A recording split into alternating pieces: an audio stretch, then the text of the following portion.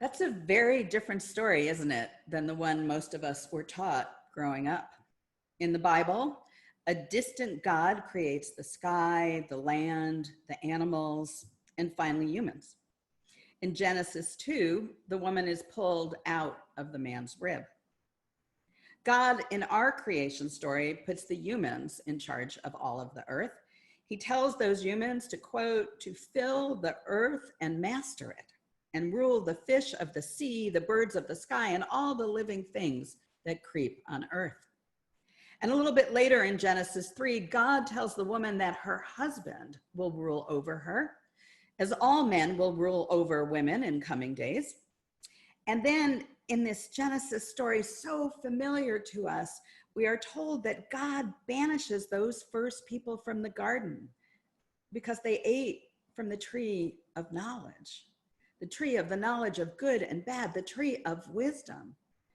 And if that wasn't bad enough, in the 4th century, Augustine took that creation story and created it to condemn sex, saying that it is because Eve sinned, all women are sinful, and that Adam and Eve's original sin of eating of the tree of knowledge will be passed down to all future generations through that very act of sex itself. That Western biblical creation myth reinforces a patriarchal, sexist, anti-sexuality point of view, as well as giving permission for our species' exploitation of the earth and its resources. So don't you like Sky Woman better? Doesn't Sky Woman seem like a better myth for Unitarian Universalists? Sky Woman co-creates the world in cooperations with all the creatures.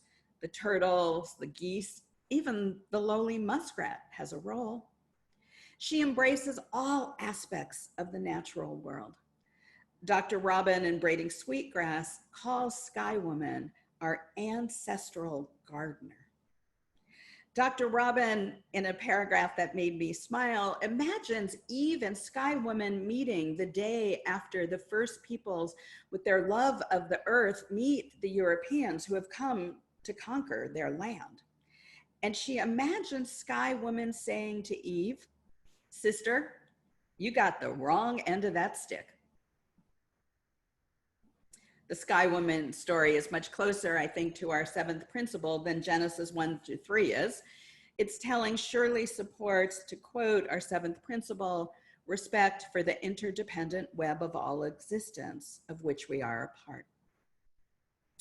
The title of the book, Braiding Sweetgrass, comes from the Native American legend that says that sweetgrass is one of the 4 first sacred plants of the first people. So sweetgrass, if you didn't know, and I had to look it up, looks like this. So here's a slide. And although it doesn't grow naturally in Virginia, it actually grows between North Carolina and Texas, you can see that we have other plants here that are related to it. Sweetgrass is used by First Peoples as a ceremonial plant for its medicine and to make beautiful baskets. Here's a picture of one of those baskets that I found on Etsy. And some of you may have seen baskets like this.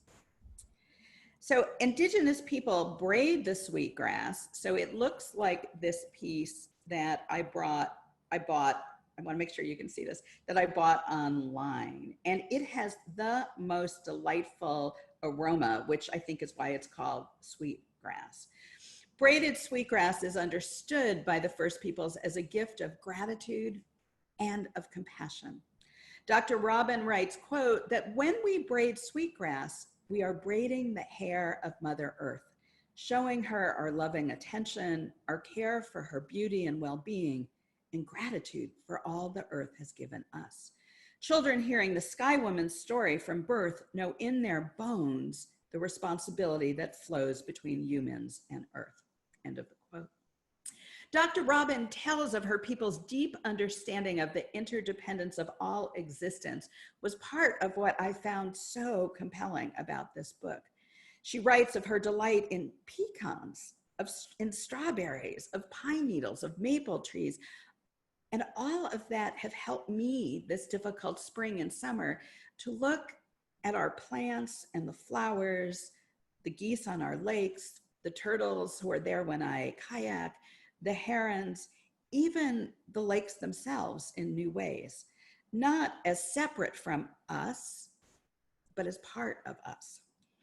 How much watching the geese nest this spring, and then the new babies, and then watching the goslings learn to swim, and then them becoming adults, as most of them are now, has soothed my heart. I have so often this difficult spring and summer sought the peace of wild things, as Wendell Berry counsels in the poem that I know I've shared with you.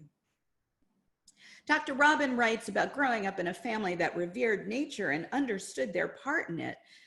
But when she went to white people's schools, she was told that was wrong. She tells in the book a heartbreaking story about interviewing for her first college botany class.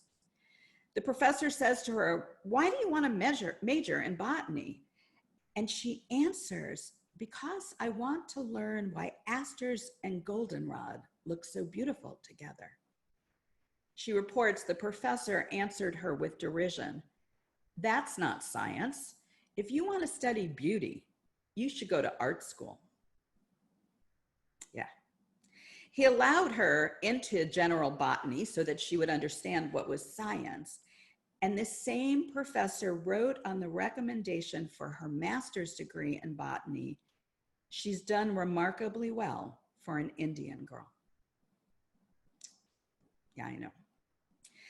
So the essence of the book, Braiding Sweetgrass, is about interdependence. Dr. Robin asked us at the top of that video to think about, what does the earth ask of us? She challenges us not just to be grateful for nature, as I am sure most Unitarians are, but to offer the earth reciprocity. She says or writes that her graduate students always, quote, "demonstrate a deep respect and affection for nature. They say that nature is the place where they experience their greatest sense of belonging and well-being." That sounds a lot like a lot of Unitarian Universalists to me.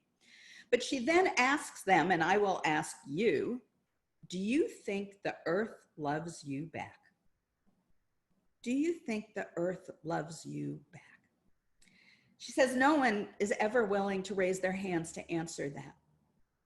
So she asks them, what would happen if people believe this crazy notion that the earth loves them back? What would happen?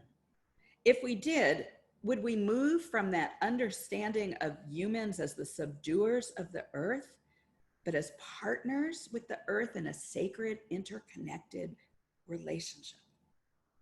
Dr. Robin writes, and you heard her say many times, that gratitude requires reciprocity. So how do we give back to the earth? How do we reward its generosity to us? Dr. Robin tells a story of making bark baskets and being part of a workshop and how difficult it was. It starts with the teacher bringing them a tangled basket of reeds, and he asks them before they begin, "Let us take time to think of the trees and all its hard work before you start. It gave its life for this basket. So you know your responsibility. Make something beautiful in return." Dr. Robin encourages us to look deeply at what the plant and animal world gives to us every day. She says, what if we looked at everything first to see its origins?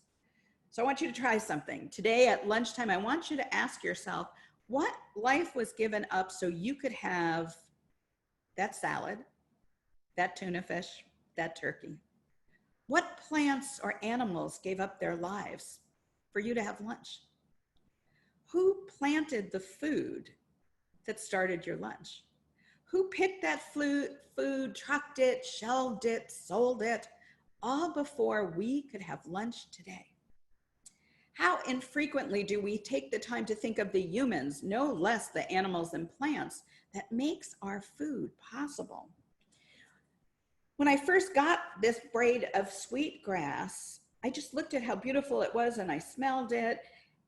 And then I remembered the lessons of the book, which asks me not just to enjoy its beauty, but to think about what plant gave up its life for me to have this? What woman or man or person picked this? Who braided it so I could have it? What are its hidden stories? To quote Lin-Manuel Miranda, ask yourself, who lives? Who dies? Who tells your stories?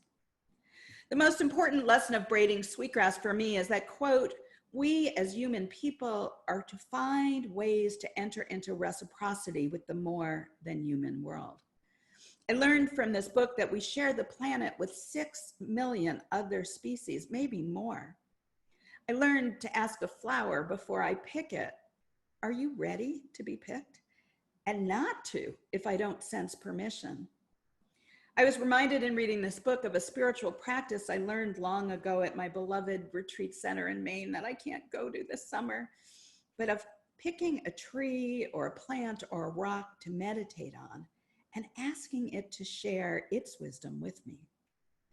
Our reciprocity with the earth might include planting a garden, working with the gardeners at our church, becoming part of our Green Sanctuary project, working for environmental justice and to mitigate climate change, making a commitment to use less plastic or to eat less meat, making art, learning the science, speaking out, causing, in John Lewis's terms, good trouble. The list of what we could do to offer the earth is endless. Gratitude, I think, as you know, is at the heart of my spiritual practice. Awareness and thankfulness for all the gifts I have been given, including the gifts of nature and the gifts of knowing each of you. What I learned from this book, though, is that gratitude requires a responsibility to give back. As Dr. Robin writes, gratitude alone is not enough. She reminds us that all beings have special gifts. Birds can fly and we can't. Trees can make bark and sap, we can't. The stars and planets offer us light. And so we too, my friends, have special gifts to offer the earth and each other. Braided sweetgrass, a reminder of gratitude, kindness, and reciprocity. My friends, how will you use your gifts to bless the world? How will you love the earth back? We owe it nothing less. And so may it be. Amen.